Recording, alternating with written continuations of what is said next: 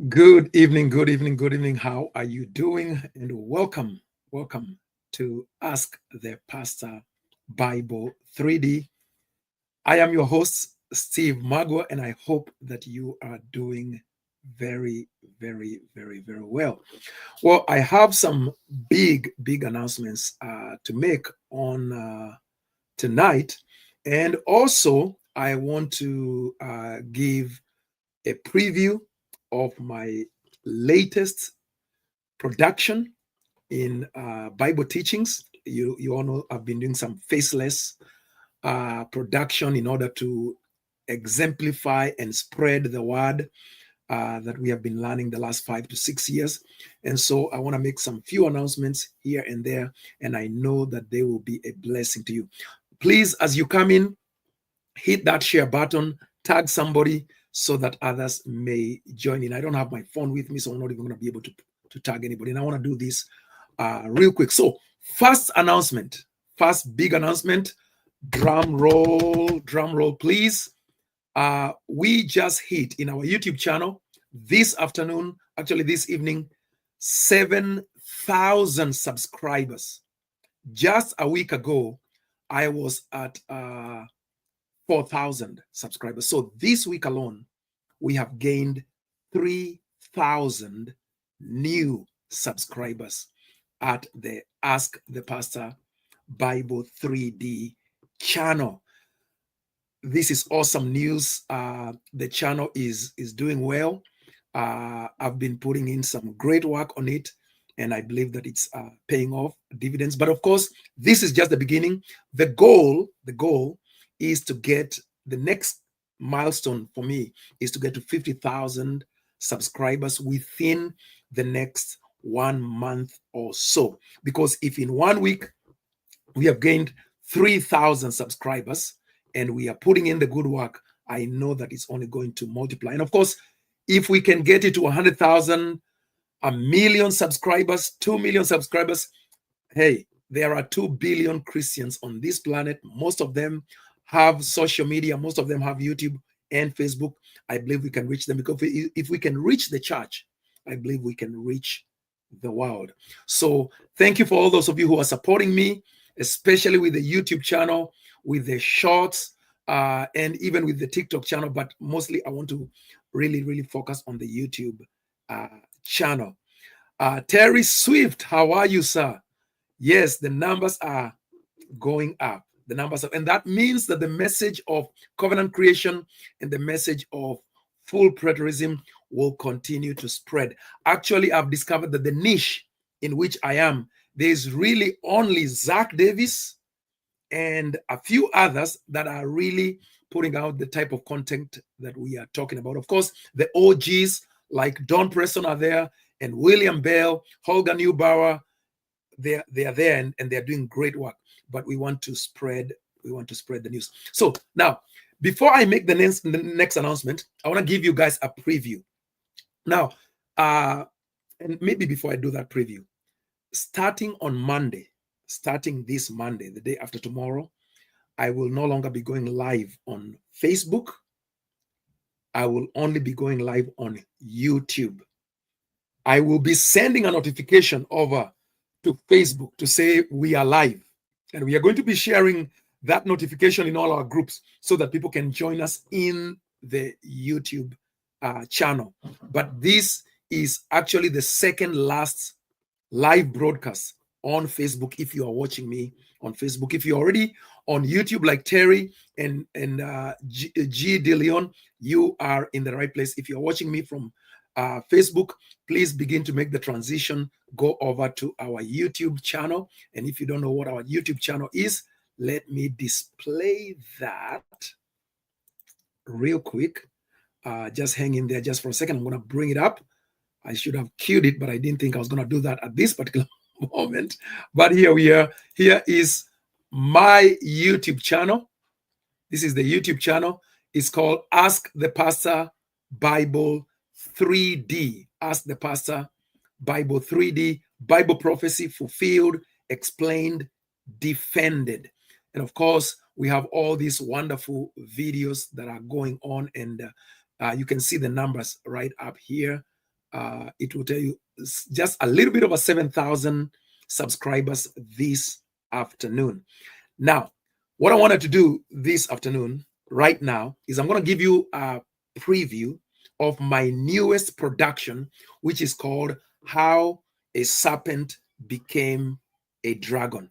Now, right now, the only way you can watch it on YouTube is if you become a member of my YouTube channel. So that's something brand new that we have been doing on YouTube. We have a membership that you can join so that we are able to produce this high quality stuff, as you will see in a few moments. So if you have not already done so, please go on the YouTube channel, become a member, subscribe. Now, to become a member, it's only the lowest tier of membership is $2.99 a month. The next tier is $9.99 a month. And of course, the highest tier is $24.99 a month. This will help to support the ministry, and it will help us to be putting out great content. So why don't we go ahead and do this preview on this latest video. It's called How a Serpent Became a Dragon. And then as soon as we are done, I'm going to come and make one more announcement, and then we are done for the night. So here we go. From Eden's serpent to Revelation's dragon, the AD 70 link. What if the snake in Eden was never a slithering reptile at all, but a flesh and blood man whose story, incredibly, culminates with the devastating fall of Jerusalem in AD 70? I know, it sounds wild, but just stay with me. By the time we're done here, you're going to see one absolutely coherent prophecy, a single thread stretching from the very beginning of Genesis all the way to the end of Revelation, and it lands squarely on the year the temple burned. It's a game changer. For most of us, the Eden tale is a simple Sunday school story about a talking animal and a forbidden piece of fruit. That sweet, sanitized version is great for kids, sure, but honestly, it also completely blinds us to a profound, overarching narrative thread the Bible simply refuses to let go of. Think about it. Genesis introduces a single, powerful word. Revelation picks it up with apocalyptic intensity, and the knot, the ultimate resolution, tightens irrevocably in AD 70. This isn't just an interesting theological puzzle. It's the very backbone of biblical prophecy. Let's trace that thread, shall we? Because once you see it, you can't unsee it. All right, open your Bible, or at least imagine it, to Genesis chapter 3. The Hebrew word we translate as serpent there is Nahash. Now, yeah, it can mean a snake, a literal reptile. We get that. But here's where it gets fascinating. In the very next book, Exodus, Moses uses that exact same word, Nahash, to describe the king of Egypt. Isaiah, centuries later, calls Babylon's king a Nahash. Ezekiel does the same with Tyre's ruler. See a pattern forming? Every single time the prophets use this word for a person, they're not calling him cold-blooded in a literal sense. They're calling him cunning, dangerously deceptive, and fundamentally opposed to God's people. This isn't zoology, friends. It's covenant politics playing out on a grand stage. From a full preterist covenant creation perspective, the garden story itself isn't a literal physical creation of the universe. It's a symbolic depiction of the establishment of God's covenant people and their spiritual realities. The phrase heavens and earth in Genesis 1:1, for instance, isn't about the physical cosmos, but represents God's covenant world, his people and their relationship with him. So, if the creation is covenantal, then the figures within it are too. The Nahash in Eden? He's a human adversary, an internal disruptor within the sacred space God set apart for his new covenant people. He's not some mythical beast, he's a figure who challenges the very fabric of that covenant. And the curse that follows, belly on the dust eating dust, that was never, ever about reptilian anatomy. It's ancient Near East slang, a powerful idiom for public humiliation, utter defeat, and the complete loss of one's position and authority. Imagine a king dethroned, stripped of his regalia, forced to grovel in the dirt before his conquerors. That's the image. The man who once walked upright in God's counsel, perhaps even a key figure in that early covenant community, is now demoted, shamed, and forced to literally lick the dust of his defeat. Doesn't that make a whole lot more sense than a miracle snake suddenly losing its legs? It's about the spiritual and political downfall of a covenant breaker, not a biological transformation. Just a few verses later in Genesis 3:15, we get what many call the first gospel.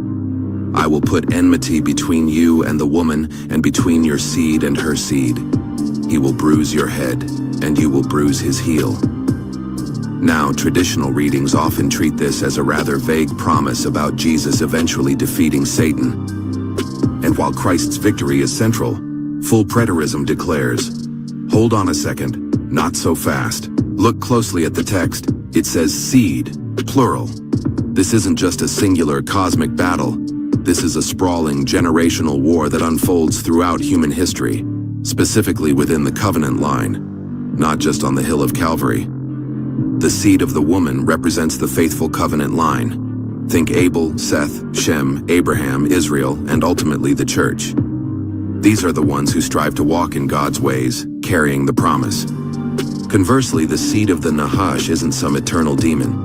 It's the continuous line of covenant breakers within Israel, those who morph into oppressors and adversaries, both spiritual and physical. Consider figures like Pharaoh, King Ahaz, or the Pharisees. They weren't external monsters, they were internal threats, figures who, through their rebellion and opposition, embodied the spirit of the Nahash. This ongoing bruising, this back-and-forth conflict, isn't a one-off event. It keeps going, a relentless struggle for covenant purity and faithfulness, until one final pivotal generation witnesses the head of that adversarial seed crushed for good. And that generation, my friends, is the one living in the tumultuous years leading up to AD 70. This prophecy, this covenant struggle, refuses to die. It just keeps building momentum towards its historical climax.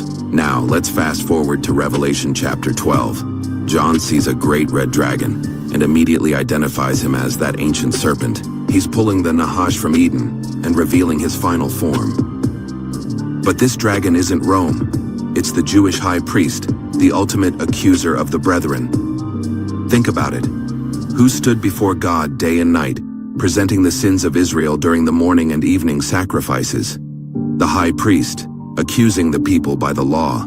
The dragon's tail sweeping a third of the stars of heaven is a symbolic picture of the high priest causing a significant portion of the Levitical priesthood to defect from their true service to God. The prophecy then reveals the battle. Michael, who is Jesus, the promised seed of the woman, and his angels, the apostles, wage war. How do they win? Revelation says they depended on the blood of the Lamb, and they did not love their own lives. They conquered the dragon, the high priest, and his angels, the persecuting Pharisees and Sadducees, by laying down their lives, ending the power of the accusation.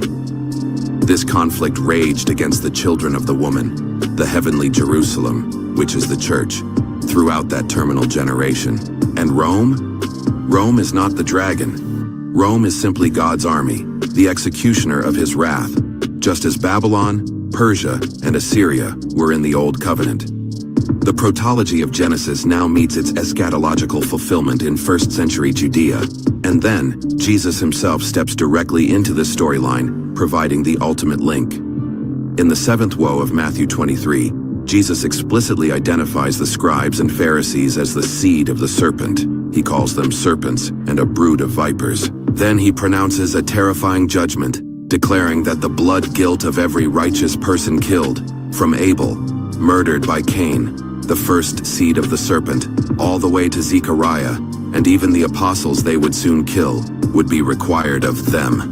And he nails down the timeline, stating unequivocally, "Truly I tell you, all this will come on this generation." Just after this, in Matthew 24, he continues this chilling prophecy, culminating in the declaration, "Truly I tell you, this generation will not pass away until all these things take place."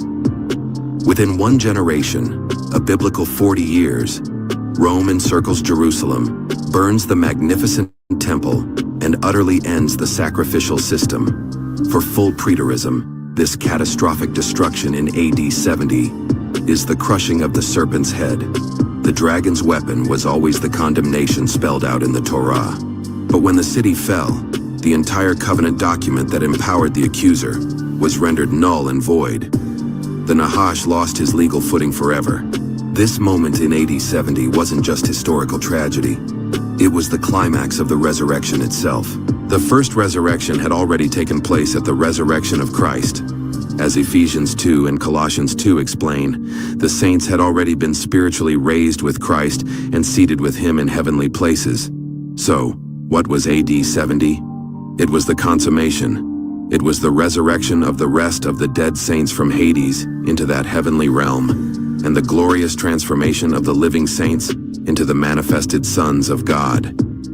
This is the moment the transition from Old to New Covenant was completed.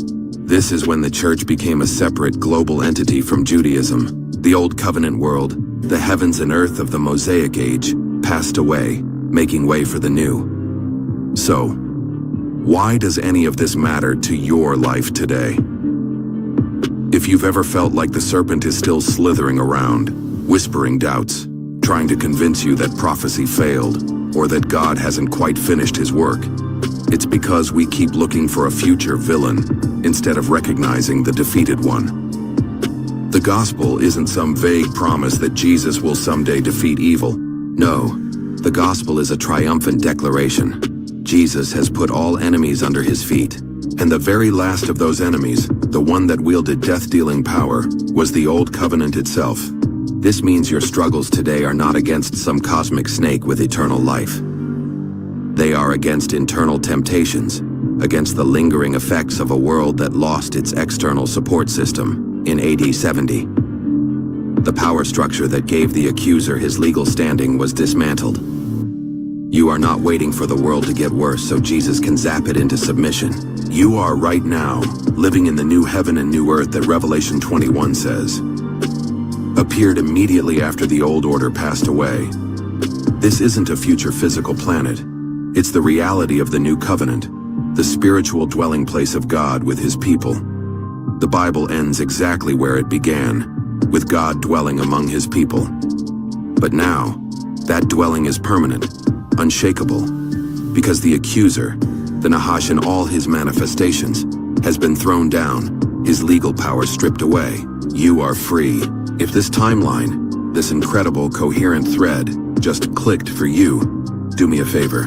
Hit that like button. It helps the algorithm show this to the next person who still thinks Eden was just about snakeskins and apples.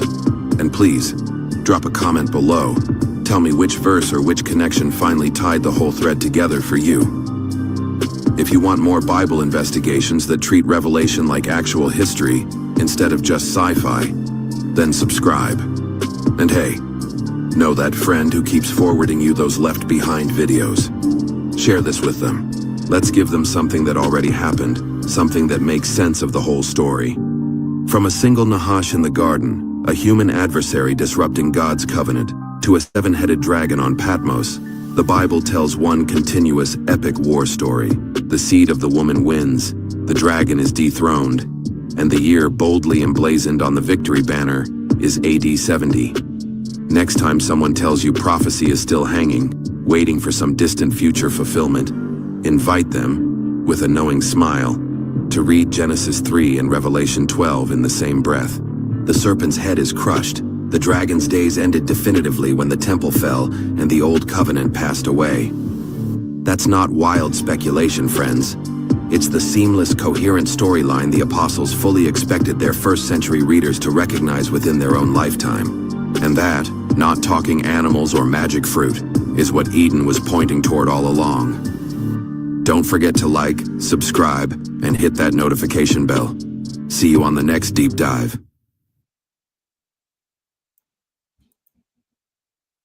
Well. What do you think? What do you think, guys? So that's a sneak preview, because the only way you can watch this video right now is if you go to my YouTube channel, Ask the Pastor 3D. It's actually still on the screen. So here, if you go to Ask the Pastor 3D and hit that subscribe button, and particularly become a member, because right now, this video and future productions like this that are taking a lot of time and skill and even money, because I'm having to do some few things here and there to learn how to do these skills.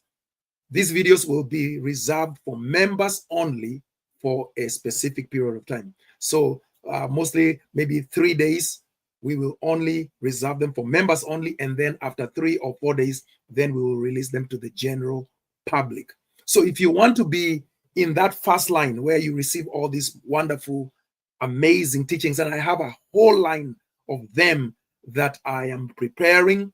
We will continue to do the live shows, by the way. You're still going to continue to see me, but we are also going to do this because this is very effective. It's reaching thousands and tens of thousands of people, and we want to really put ourselves in full gear. We want to really spread this word. There has to be a reformation.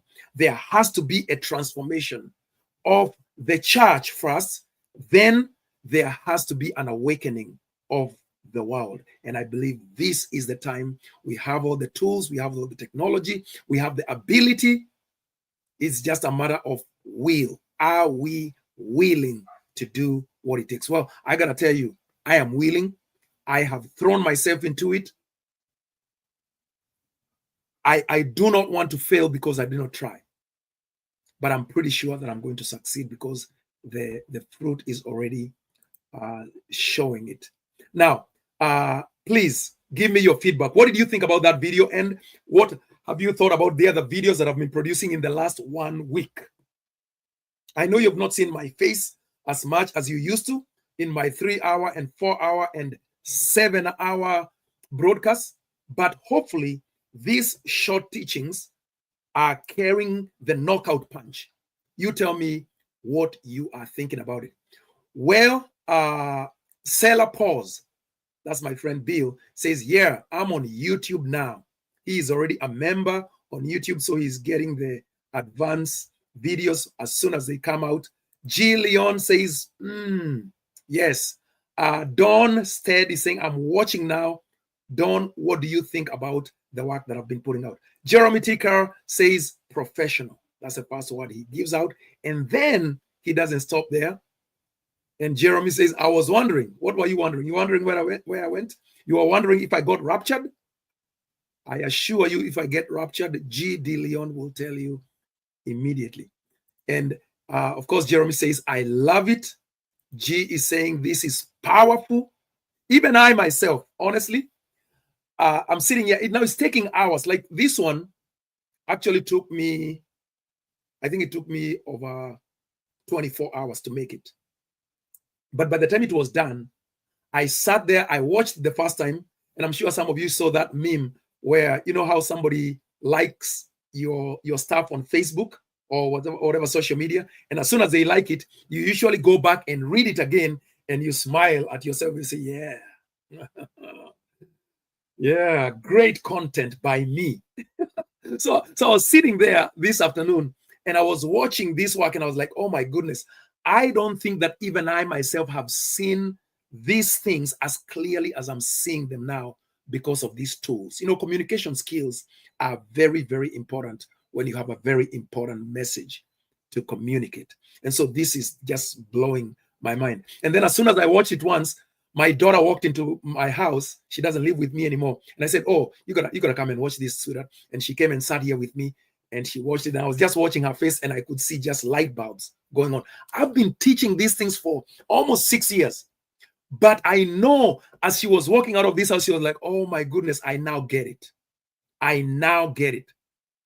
So I don't know about you guys. Maybe I'm tooting my horn too much.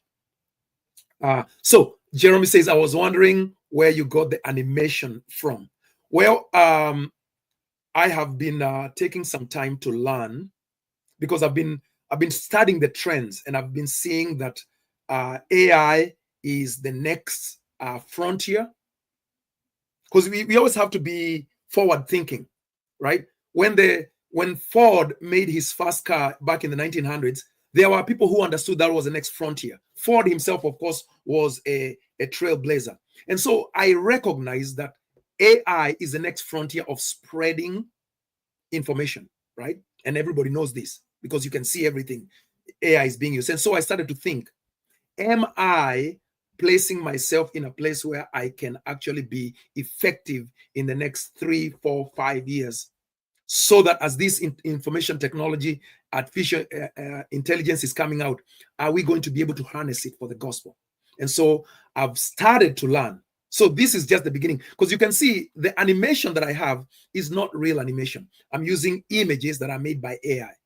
I want to get to the point where it will become real animation, right? Because, like they say, a picture is worth 1,000 words. A video is worth 10,000 words, right? And so the better we become at this, the more effective we will be in reaching the masses. But see, the technology stuff is great.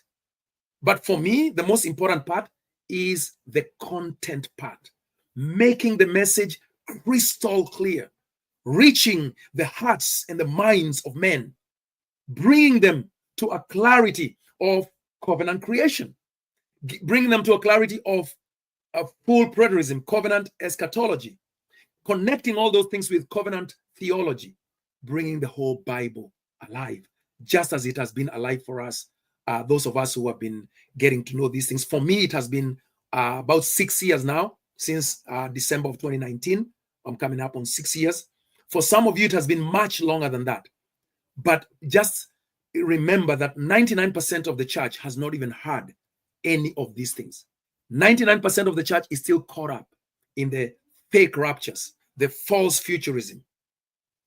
Who is going to reach them? Send me, Lord. That's what I'm saying. Send me, Lord. And I'm hoping that there are those of you that are going to say, yes, send me too, Lord. And if you don't have the time or the ability or even the desire to get into this kind of thing that I'm doing, why don't you assist me? Why don't you be my cheerleader? Why don't you be my partner, my supporter? I'm looking for partners. I'm looking for people who are going to say, Brother Steve, I understand, I hear this AI stuff is extremely expensive right now, but if we don't get in it right now, by the time it becomes cheap 5 years from now, we'll be moving on to something else new. And 5 years will have been lost. So we need financial partners here in this ministry. I need some people to go onto YouTube right now, become members. I need somebody to write me and say, hey, $24.99 is too little. Can you make a tier for $200 a month, $1,000 a month, 10,000? Because we got to do this thing. We got to put this information out there. Okay. Now, of course, as always, I'm going to put at the very bottom of my screen. Let's say you don't want to do that. You just want to do a private kind of support. The information for that is there. Cash App, Zelle, PayPal, all that. I will truly, truly appreciate it. Now,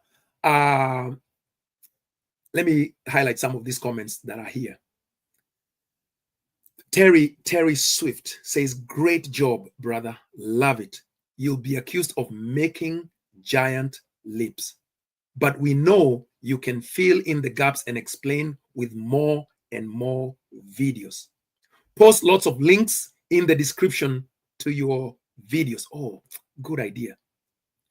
I'd forgotten about that. I am so glad that you mentioned that. I'll go back and I will do that. Lots of links, lots of links, lots of links, lots of links. Thank you very much. I will keep that in mind. Now, G. De Leon, you say Sora 2. What is Sora 2? Maybe you can explain that to me. Required Mailbox says AI is the worst it will ever be. Sora 2 is very good. So Sora 2, I don't even know anything about that. Imagine that. So I'll be looking into that after this. Sora 2. Okay. And of course, Jeremy reminds us so many people have blinded us on. We are 120 years into the Schofield indoctrination of the John Darby type rapture. So I will be looking into that Sora 2. I've not looked into it because this week I've just been busy learning how to use ChatGPT together with CapCut. I've just been using ChatGPT and CapCut. That's everything you see here is ChatGPT and CapCut. Okay, nothing more. That's all that I've been using this week. But I decided that is the bottom line I was going to start out at. I hope that I can learn some newer things. And not only that, some of you know, when you get onto those AI websites, to even make, because most of the AI, like if you go to Leonardo or Hailuo or any of those things, they make good quality stuff, but you can only make like 2 seconds or maybe 10 seconds of a video. If you want to do something 5 minutes, 10 minutes, they want you to pay $100 a month. They want you to pay $200 a month. And so obviously it's going to cost a pretty penny, but I know for a fact it is going to be worth every single red cent. So if you are there, you've been watching what I've been doing this last 1 week, you are blessed, you want to be a support, I am asking you personally, would you consider to become a regular partner for this ministry? Because it takes time. Sometimes I am here, I start making a video at I come home from work and I'll start making a video at 7 p.m. and I won't go to sleep until 4 a.m. just making one 5-minute or 6-minute video. It takes a lot of time and it takes a lot of effort. And of course, a lot of these things, I have to first of all think about the doctrine. I have to bring together all the ideas, and then I have now to throw that to the AI and say, this is what I want to produce. These are the ideas. And then I have to edit what the AI is throwing back at me and say, no. Jesus already came back. Don't tell me about flying in the sky or any of that stuff. I want you to produce exactly what I want to teach. And so, that's what's been going. My mother is here, and my mother has been transported into the 21st century. Mom, I am so proud of you. You have made big strides coming from the 20th century, and now you are part of the AI generation. You are part of this high-tech generation, and you are one of my greatest converts to fulfill eschatology and covenant creation. So thank you. She says, excellent presentation. So anyway, let's get to the announcements. So here are the announcements. Once again, let me actually repeat some of them because I know some of you were not there when we started. First things first. This evening, we have just hit a milestone, 7,000 subscribers on YouTube. Praise God for that. We thank the Lord for that. And of course, that has also been a part of this work that I've done this week, just putting out a lot of stuff consistently. I've started getting into short videos, very short, like 15 seconds. I'm doing a lot of stuff on TikTok and so on and so forth. Also, we have revamped the YouTube channel. And now the YouTube channel looks like this. Okay. Now you remember last week, I had some cartoonish things that were up here, and I was going to make videos not only for kids and adults, but after doing more research about how the algorithm works, I realized that that was not going to work. I'm still going to do a lot of things for children. I'm just going to have a separate channel for that. So I'm going to start a different channel for children so that we can separate these things, because it seems just even the analytics for our channel is that most people who are coming are, 35 to 45 and 60 to 70. Those are the two major groups. And of course, they're not coming looking for Pixar style cartoons. They are looking for deep theological discussions. So we will produce something for children. I will continue to do that because I believe we need to reach our children. We need to reach our children. We need to teach our children how to interpret the Bible correctly before they grow up, so that we are not having to correct it like it has had to be corrected for us very, very painfully. I know you guys know what I'm talking about. It's been very painful to unlearn and to have to relearn from zero. So here's the channel. Ask the Pastor Bible 3D. That's the name of the channel. Maybe I can make it a bit bigger. Let me see, just so that you guys can see this. So that's the channel. Ask the Pastor Bible 3D. We have over 1,800 video teachings, mostly by me, 5 hours and 7 hours and all that. Of course, if you look at this, it tells you the description of our channel is the prophecy puzzle solved. If you're a believer who feels something is missing or off in traditional end times teaching you found your home. This channel is dedicated to challenging traditional end times theology by meticulously exploring the evidence for biblical full preterism. We provide the solid exegetical foundation that helps thoughtful Christians discover fulfilled prophecy truths, showing how the Bible itself testifies to the complete fulfillment of all eschatological texts in 70 AD. We offer intellectual validation for those who dare to question the status quo.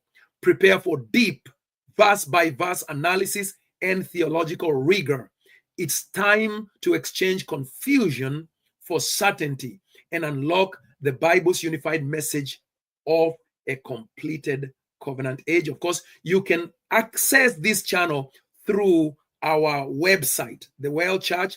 That is thewellchurchstl.com. And of course, you can always write me an email and all that stuff. It's actually scrolling at the very bottom of the screen. Now, big announcement. Many of you, I can see you are watching me on Facebook. This is going to be my second last Facebook live broadcast, sitting in this chair of Ask the Pastor. The only lives that we will be having on Facebook from now on is on Sunday morning. Our Sunday services, we will continue to stream them both on Facebook and YouTube. I will do one other Facebook live like I'm doing right now tomorrow in the afternoon or in the evening. Starting on Monday, from Monday, 8 a.m. going forward, the only way you are going to be able to access the live broadcasts, the live teachings, is to subscribe to our YouTube channel. We want to centralize everything at YouTube. You don't have to become a member to access the teachings. However, we will give first opportunity to the members of the channel to be watching our best teachings and the teachings that we put our time and effort in producing. So in other words, for instance, when I produce a new teaching, I will make it accessible only to members first for a couple days. Then when that one is ready to go, we will release it to the general public, the general subscribers and non-subscribers. So I want to urge you that you will take advantage. You will become a member. There are 3 tiers: $2.99 a month, $9.99 a month, and $24.99 a month, because we will actually increase the fervor of this as we go, and we'll produce greater and greater quality material. We believe that this is not only going to glorify God, edify the saints of God, it will reach the world using the technology that is available to us right now. Okay, so on Sundays, the live streams will be on both Facebook and YouTube, but all other teachings will only be on YouTube henceforth. We want to grow the YouTube channel, because you see, and you got to do your part too, dear Christian, dear friend. When you become a member of the channel, when you become a subscriber, and when you watch from YouTube, it tells the YouTube algorithm this is a worthy enough channel to promote. And so they'll promote it to other people who are outside of our circles. So we all have to pull together so that this work can go forth. This is not about promoting Steve Magua. That is just incidental. I do not deny that as this grows, it will also promote my name out there. But I hope that I have proven, that I have shown what I am about. I am first and foremost about the glory of God. I am first and foremost about making sure people understand the word of God clearly. Whatever benefit I get out of it is incidental, it's peripheral. And even if I was not to get a benefit out of it, to me, it wouldn't matter. What matters to me is, are people getting it? Is there a change coming? Is the change reaching more and more people? Okay. Now, there is a question here, because this is Ask the Pastor, and I will answer this question. And this comes from Josephine Kuruvilla. Josephine Kuruvilla says, is there biblical evidence for us to believe that there were people before Adam. Is there any biblical evidence to prove or to show for us to believe that there were people before them? Yes, there is a lot of biblical evidence to show that. Okay? That is actually one of the things that I teach regularly. It is called covenant creation. I'll give you just one for right now, because obviously this is just an announcement video. I do not want to take a long time to do a whole Bible study, but I will tell you, Josephine, if you go to my YouTube channel, and you're already on YouTube, I can see you on YouTube, and you search for any videos in which I'm teaching covenant creation, Noah's Ark, or any of those, I always teach on this. Now, go with me, if you will, to Genesis. So let me just answer this one question, people, if that's okay with everyone. So let's go to Genesis. This is for you, my sister, Josephine. So Genesis chapter 1. So in Genesis chapter 1, it says, in the beginning, God created the heavens and the earth. Okay. Now, before even you go much further, if you compare this with Revelation chapter number 21. So I'm going to do this real quick, hopefully not too quick. So Revelation 21 says, then I saw a new heaven and a new earth, for the first heaven and the first earth had passed away, and the sea was no more. So now, as preterists, and Josephine, I'm assuming and I'm hoping that you are a preterist. And if you are not, that's okay. Just means that that's more work that I will need to do to get you there. But let's say you are already a preterist. A preterist is a person who believes that all prophecy was fulfilled by 70 AD, just as Jesus prophesied. Which means Revelation was fulfilled. Revelation 21 that I just showed on the screen there was fulfilled in 70 AD. A new heaven and a new earth was established. The first heaven and the first earth passed away. Now notice, Josephine, that the first heaven and the first earth is in verse 1 of Genesis 1. But we can agree that in 70 AD, there was no new planet, there was no new universe, there was no new material universe created.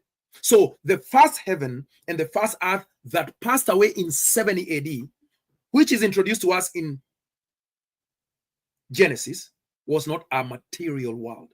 It was a covenant world that passed away. The world of the old covenant is the first heaven and the first earth. Right?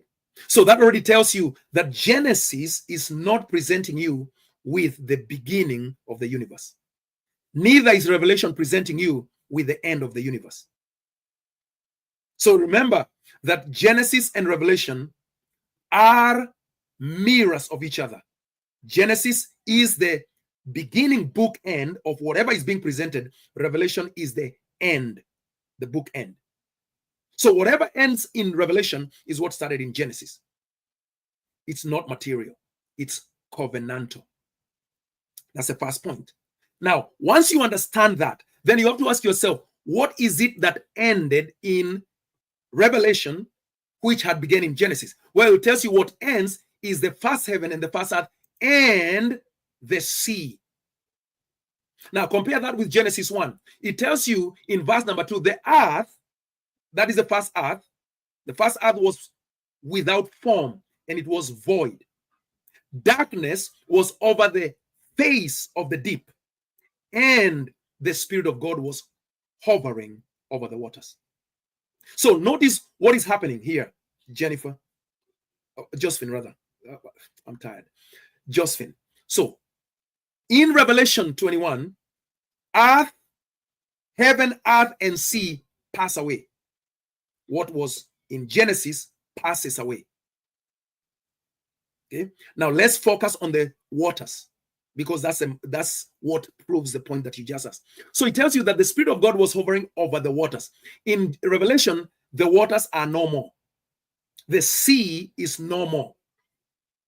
Now, what is this sea? What are these waters? You have to go back to Revelation 17. And Revelation 17, where the judgment of the prostitute is described, you are told, one of the seven angels who had the seven bowls came to me and said, come, I will show you the judgment of the great prostitute who is seated on many waters.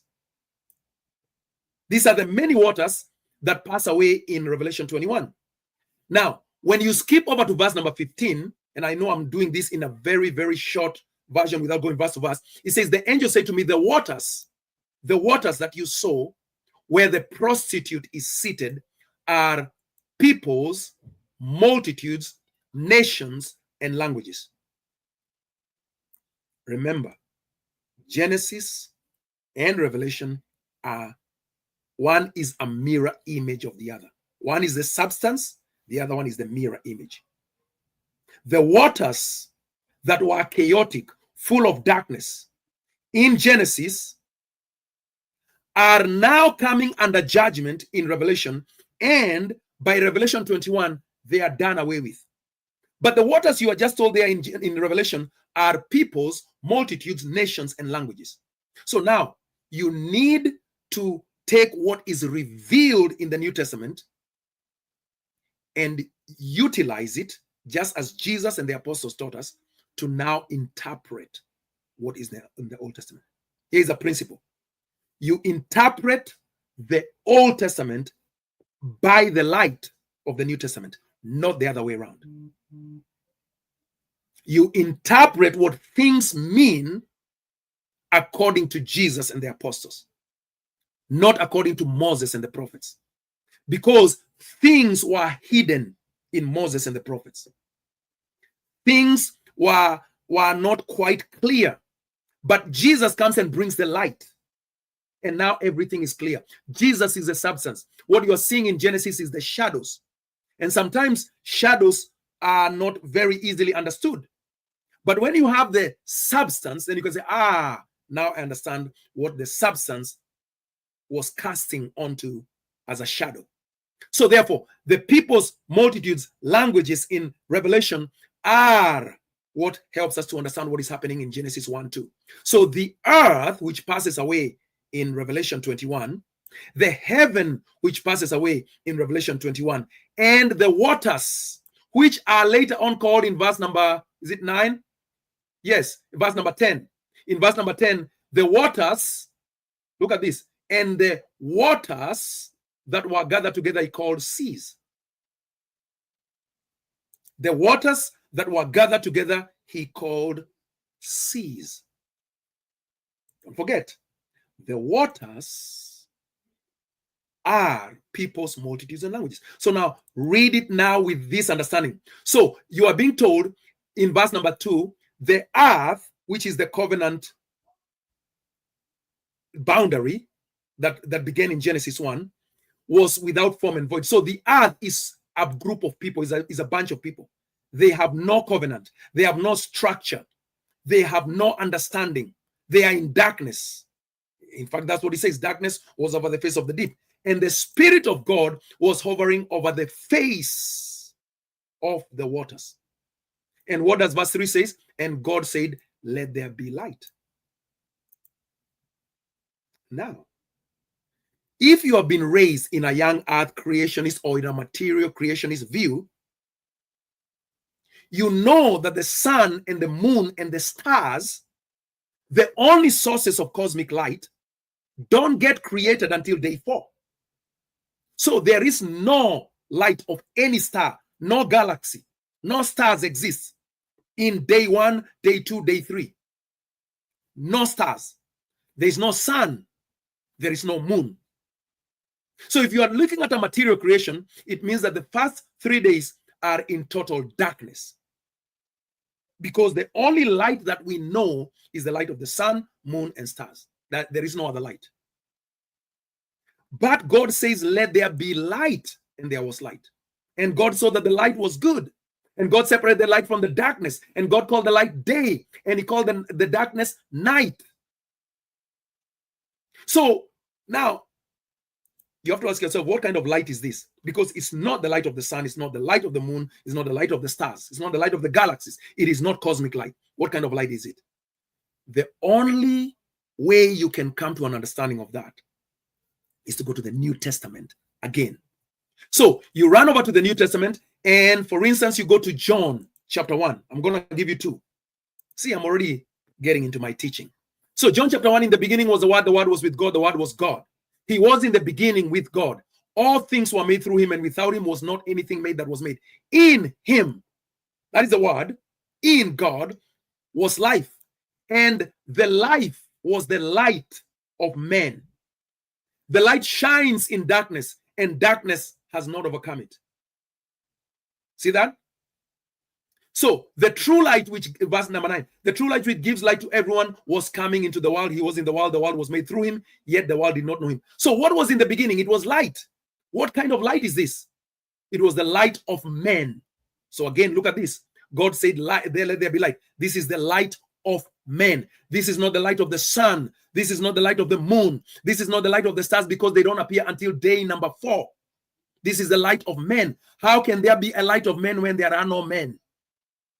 God is speaking to men in Genesis 1 verse 3. God is revealing himself to men. The other passage that confirms for you that this is the light of men is 2 Corinthians chapter 4. In 2 Corinthians chapter 4, it says, for God, so let's start at verse 5. For what we proclaim is not ourselves, but Jesus Christ as Lord, with ourselves as your servants for Jesus' sake. For God, who said, let there be light, let the light shine out of darkness, has shone in our hearts to give the light of the knowledge of the glory of God in the face of Jesus Christ. So the light in Genesis 1:3 is revelation. The light in Genesis 1:3 is knowledge.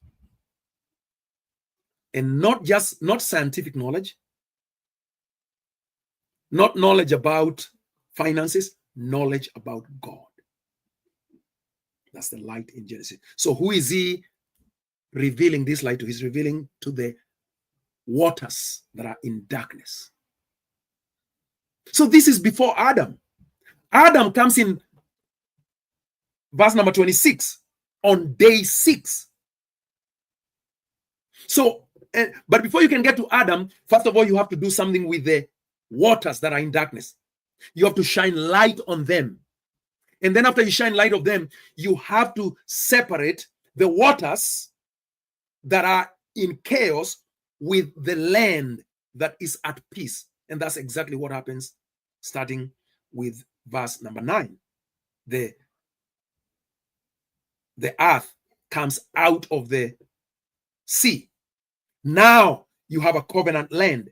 Then now you can have a place for Adam to dwell with God in a cosmic temple environment. So Genesis does not start with the beginning of the universe. Genesis begins with the revelation of God to the existing people that existed, had been created by the same God. But God is not interested in telling you the scientific story. You want the scientific story? Go talk with biologists and chemists and physicists and those kind. If that's what you are looking for. But if you want God's story, which is a spiritual story, which is a covenant story, you go to Genesis. Genesis is not a science book. Genesis is telling you the story from where God chooses to tell the story, and where God chooses to tell the story is where did the covenant that we are dealing with begin. Now, Josephine asks this question: what was the purpose of those people before Adam? Everything was created for the glory of God. Colossians 1:16. So that question is actually an easier question to answer. Everything was created for the glory of God. So what was their purpose? To glorify God. How are they going to glorify God? In his time, God makes all things beautiful. So I want you to think, Josephine, of building your dream house. I want you to think about building your dream house. From the moment you conceive the idea that you want to build a dream house, from the moment you begin to dream about it as a little girl, to the day that you actually possess it, what happens? Is it an instantaneous, I dreamt about it and boom, it appeared before me? No. The way things work in this universe that God has created is you conceive an idea, you plan for the idea, then you begin to execute the idea one step at a time. So that if I was to ask you, okay, I see the dream house, I see the pool, I see the theater in it, I see the children's playground, I see the little air strip that you have. But what was the purpose of buying a piece of land in Virgin Montana where nobody was? How would you answer that question? So you want to build a dream house, so you have to think, where is the dream house going to be? For me, let's say for you, you're going to say, well, it's in Montana or it's in Oregon. Okay, why? That's the question you're asking. Why in Oregon? Why in Montana? Because what I have envisioned, that's the scenery that I have envisioned. It serves the purpose of my pleasure. Everything is for the glory of God. So, therefore, when God is creating from however many millions or billions or gazillions of years before, he was preparing everything for Christ. He was preparing everything for Christ. It's just like asking this, Josephine. So understand that the question you're asking is the same thing as this. Well, if his vision was always the church, if the church was God's ultimate goal, the church, the bride of Christ, to dwell with his people on earth, as we now see, what was the purpose of Israel? What was the purpose of the people before Israel? Because Israel come to start existing in Jacob. Why have 70 nations in Noah? What was the purpose of the people from Genesis 5 all the way up to Jacob? What do they serve? And why even have Israel? Why not just create the church on verse 1 of Genesis?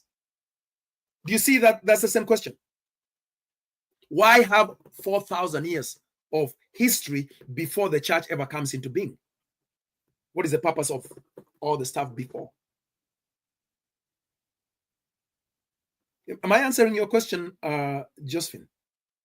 So the question of what was the purpose of the people before is answered in the end. The end justifies the means.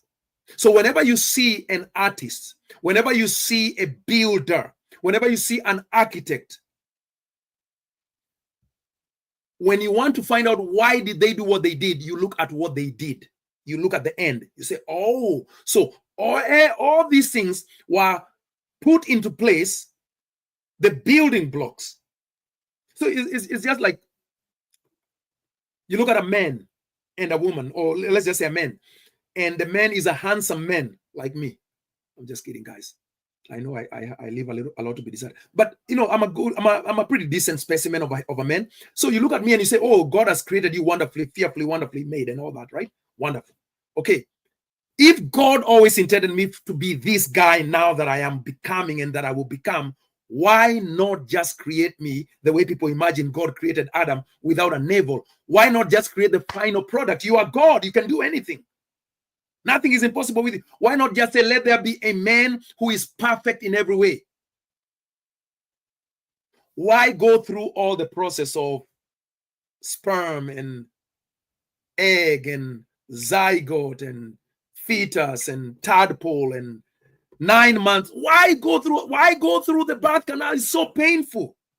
Why have to grow teeth and pee on yourself and poop on yourself and why go through the pimples of puberty? God, I don't need that. Why go through all the mess of the early 20s and all the dysfunction? Why not just create me perfect from day one? You see? So what is the goal of God? Well, first of all, God is a God of process. This is the kind of God that we have. He's a God who appreciates process. He loves the processes. You look at his world, the science in this world. See, this is why to me, when I hear people say science is against God, I'm like, but God is a scientist. God is a scientist. God is the greatest scientist there ever was. They have yet to discover quantum mechanics. They have yet to discover. And yet all these things God thought out, put in place. All the biology, all the chemistry, everything that you see, it has a process. It has complexity. It has bonding. It has all these things that we will not even understand for 1 billion years to come. So now I'm supposed to say, because I believe in the Bible, science is fake. Now, is there fake science? Yes, there's a lot of fake science. There's a lot of fake religion too. But I'm not there trying to follow fake science or fake religion. I'm trying to follow God. And God shows me that he created this world in process. It has taken billions of years. At the very least, from the beginning of the Bible till now, it's been at least 6,000 to 7,000 years.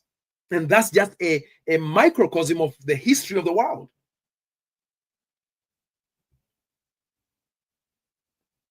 Okay, so hopefully I've answered your question. Josephine, have I answered your initial questions before I go to the rest?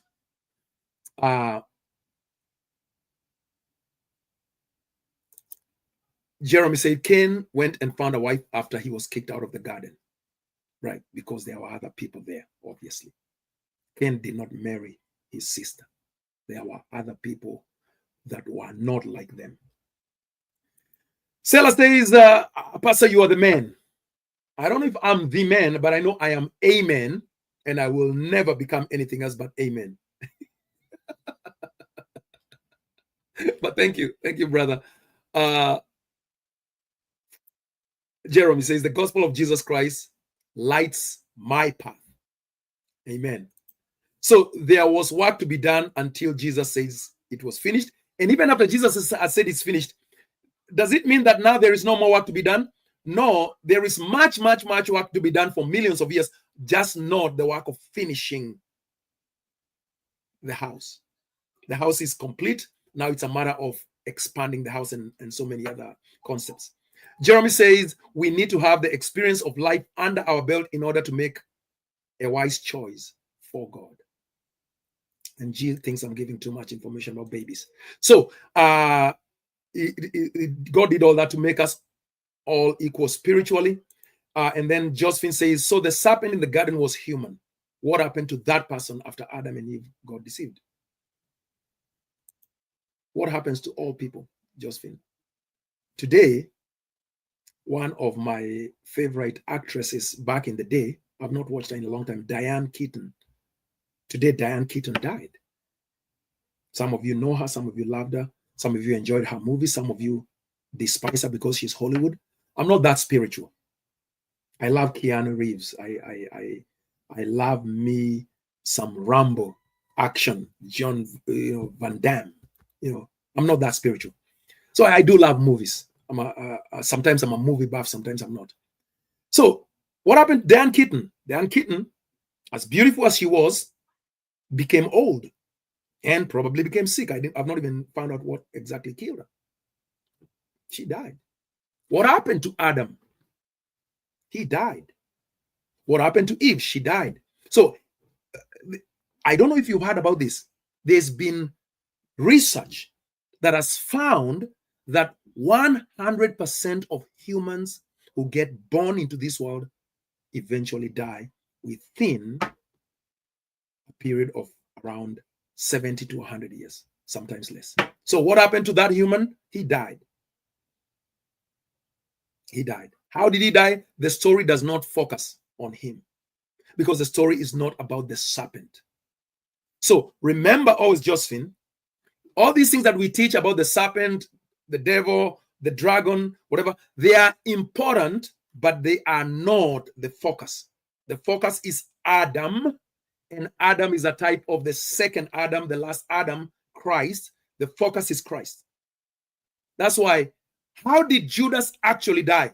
we are these conflicting stories in the New Testament. Did he hang himself? Did he? And maybe they, I don't know, but it's not important really. He just went a wrong way. The story is not about Judas. The story is about Christ. The story is not about Cain. What happened to Cain? You're not told when Cain died, but you're told when Abel died. You're told when Seth died. Why? Because the focus is always on the covenant line. The covenant line. The covenant line. The covenant line.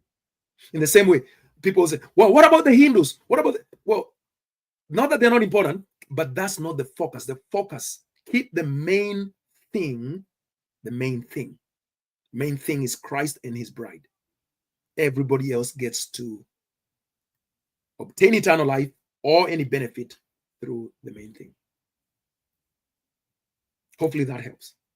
Now, howdy, Pastor Steve. This is Anthony Guerrisi from Australia. So, guys, this is as far as I can go. I meant for this to be like 25 minutes. Now it's an hour, but that's Steve Magua. That's the way I am.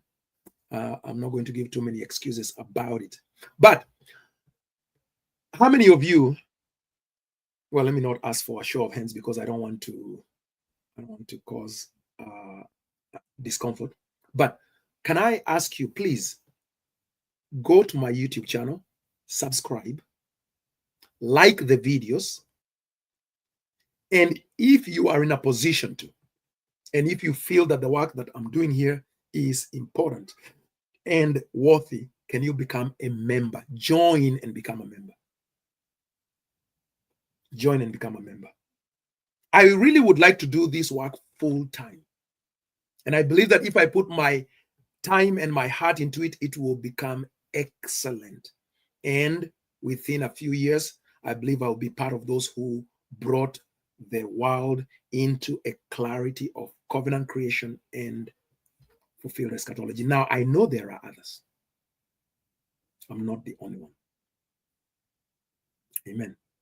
So, yes, G, we will actually resume doing the Zoom meetings. In lieu of long videos, we will do Zoom meetings. Okay. Josephine. We cannot do this here just because this is not the time and place for it, but I will answer this last one question. How did evil come into that person? The way evil had come into everyone else before Genesis 1.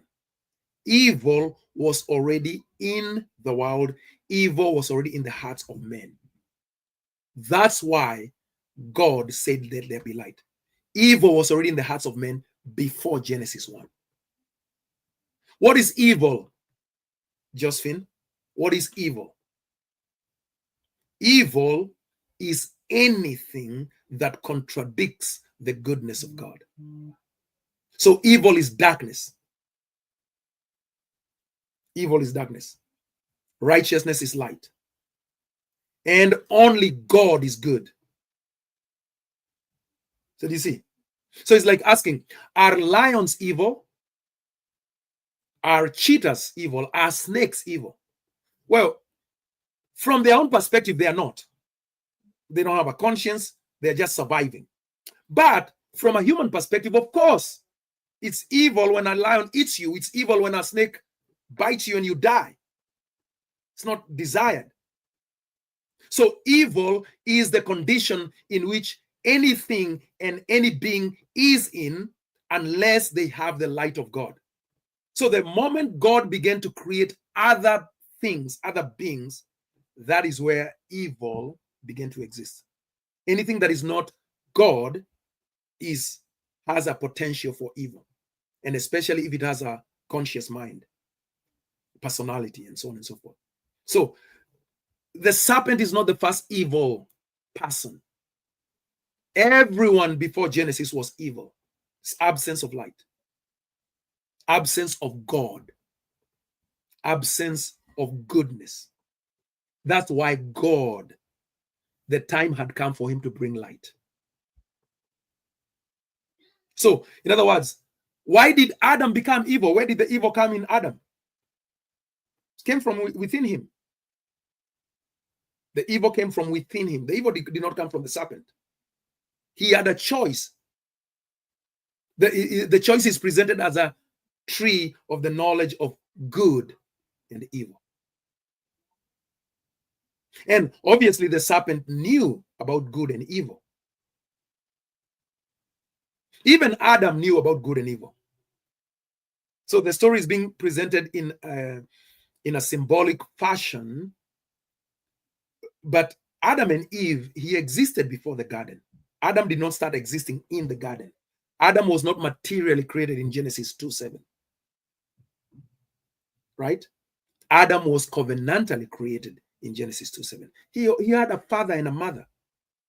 That's why when you go to verse 22 of Genesis 2, it tells you, therefore, a man shall leave his father and mother. Well, why do you say that? Because that's what Adam did. He left his father and mother. That's why you can make that statement. Therefore, based on what Adam did, that's how other men are to do in a covenantal sense. Adam had a father and mother. He had a neighbor. Adam is being created covenantally, just like we are created covenantally. If anyone is in Christ, he is a new creation. Oh, it's not a new biological creation.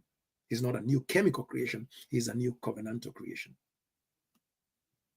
Amen. So let's, obviously in the channel, you will get a lot of teachings there, and we will do more and more. Now, this is how I want to end this session today. Let me do this. So I'm going to end with a covenant creation video that I made last week that has crazy views. I'm going to show you the crazy views first, and then I'm going to play it because I think you guys will see why I'm asking you to support this work. If you look at this video, and I'm about to put up here, this video was made 9 days ago. Let me see if I can increase that so that you guys. So this video was made 9 days ago.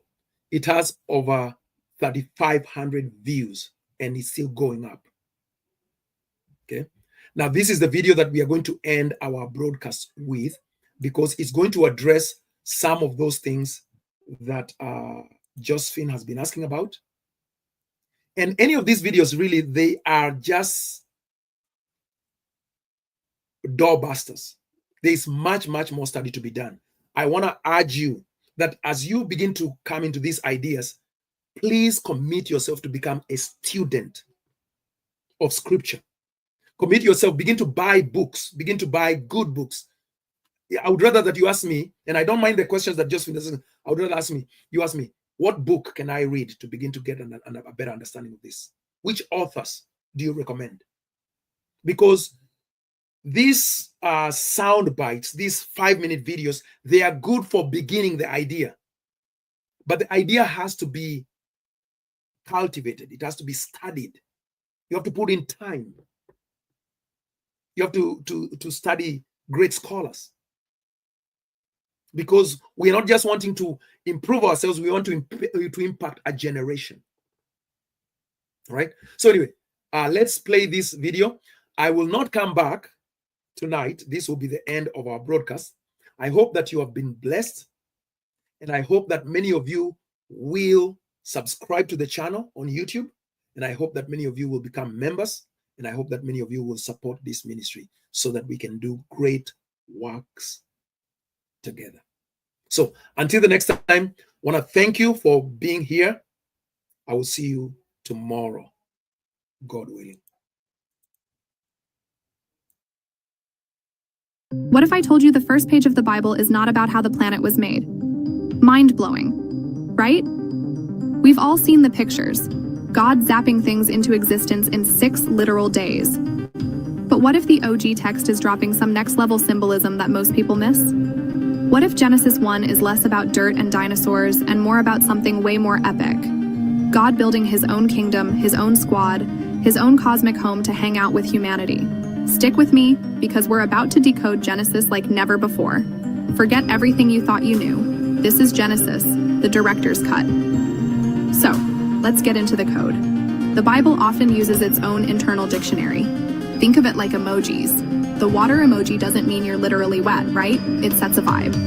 In the Bible, water often symbolizes something specific. Fast forward to the end of the book, Revelation 17:15, and it spells it out for us. The waters are peoples and multitudes and nations and tongues. So when Genesis 1 opens with darkness was over the face of the deep and the Spirit of God hovering over the waters, it's not talking about a giant empty ocean. It's painting a picture of a chaotic, disordered humanity, people without structure, without purpose, just a sea of disconnected souls. It's a world of chaos, and God's about to bring order. On day 1, God says, "Let there be light." We immediately think of the sun, but wait, the sun, moon, and stars aren't even mentioned until day 4. So, what is this light? In the Bible, light is constantly linked with truth, wisdom, and God's presence. John's Gospel calls Jesus the true light. So when God speaks light into the darkness, he's introducing his divine wisdom and order into the chaos of humanity. He's separating the world of his truth from the world of ignorance and confusion. This isn't about flipping a light switch. It's about establishing a spiritual reality. It's the beginning of a divine project to illuminate a lost world. Then, on day 2, God separates the waters from the waters with an expanse, a firmament, which he calls heaven. If the waters below are the masses of people, what are the waters above? Think about social structures. The heavens in biblical symbolism often represent rulers, authorities, and governments, the powers that be. So, God is establishing a structure of authority. He's creating a new political landscape, if you will. He's separating the rulers from the ruled, creating a new divine order over the people. This isn't about clouds and atmosphere. It's about creating a new system of governance under his divine rule. It's the blueprint for his kingdom. Day 3 gets even more interesting. God gathers the waters and lets dry land appear. He calls the dry land earth. If the waters are the chaotic, non-covenant people, then the earth represents the people he has called out and set apart for himself. They are his special nation, his covenant citizens. Think of it like God pulling a specific community out of the sea of humanity. And then, he commands this earth to produce vegetation, plants and fruit-bearing trees. This isn't literal gardening. In scripture, people are often compared to trees. Psalm 1 says a righteous person is like a tree planted by streams of water, which yields its fruit in season. So God is commissioning his new covenant people to be fruitful, to produce good works, righteousness, and justice. He's setting up his chosen people to be a source of life and nourishment in the world.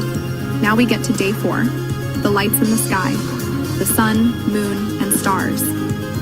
We've already established that God created light on day 1. So what's this about? These celestial bodies were often worshipped as gods by ancient cultures. But here, the Bible totally demotes them. It says God made them simply to serve, to give light on the earth, to mark signs and seasons, days and years. Symbolically, these lights represent the new rulers in God's kingdom. Remember the heavens from day 2? Now they're being populated. The greater light, the sun, represents the primary leadership in the covenant community, like the priests. The lesser light, the moon, could represent civil rulers. The stars, the rest of the leadership. God is setting up his ordained authorities within his covenant nation to guide and govern his people, the earth. They are not gods to be worshipped. They are servants appointed by the one true God. Day 5 is where it gets wild. God fills the waters with swarms of living creatures and the skies with birds. Now, if the waters represent the Gentile nations, the people outside the covenant, what are these fish and sea creatures? They're symbols for those very people. The Bible uses this imagery elsewhere. Think of Jesus telling his disciples they'll be fishers of men. They weren't literally catching fish, they were bringing people into the kingdom. And the birds? They often represent spiritual beings or even foreign powers. So what is happening here is a picture of the whole world teeming with different kinds of people. That is, the covenant people called earth and the non-covenant nations, seas, all existing within God's ordered creation. He's not just the God of one small group. His authority extends over all humanity. And that brings us to day 6, the big finale. God creates the beasts of the earth and livestock. Then he creates mankind in his own image. If the earth is the covenant land and its people, then these land animals represent the different types of people within the covenant community. Livestock could be the common people, the everyday citizens of the kingdom, while the beasts of the field might represent foreign people who live among them. It's a diverse society. And then the climax. Let us make man in our image. This isn't about Adam being the first ever human. It's about Adam being appointed as the first king priest, the representative ruler of this new covenant world. He is made in God's image to reflect God's rule on earth, to have dominion over this symbolic creation, that is, the people and structures God has just organized. Adam is the CEO of God's new spiritual startup. So, what's the big picture here? Genesis 1 isn't a science textbook. It's theological poetry. It's the story of God building a cosmic temple. In the ancient world, when a God's temple was built, the final step was the God coming to dwell in it. And what happens on day 7? God rests. This isn't him getting tired. Rest in the Bible means he has taken up his residence. He has moved into his creation. He has finished ordering his kingdom and now dwells with his people, represented by Adam, in this perfectly ordered covenant world. The Garden of Eden isn't just a place. It's the Holy of Holies, the throne room of this cosmic temple where God and humanity meet. It's the original blueprint for heaven on earth. This changes everything. It means the Bible isn't in conflict with science because it's not even playing the same game. It's telling a deeper, more profound story about God's purpose for humanity, to bring order out of chaos, to build a kingdom of people who reflect his goodness, and to dwell with them. It's a story that starts in Genesis and finds its ultimate fulfillment in Jesus, who came to rebuild that temple and restore that connection.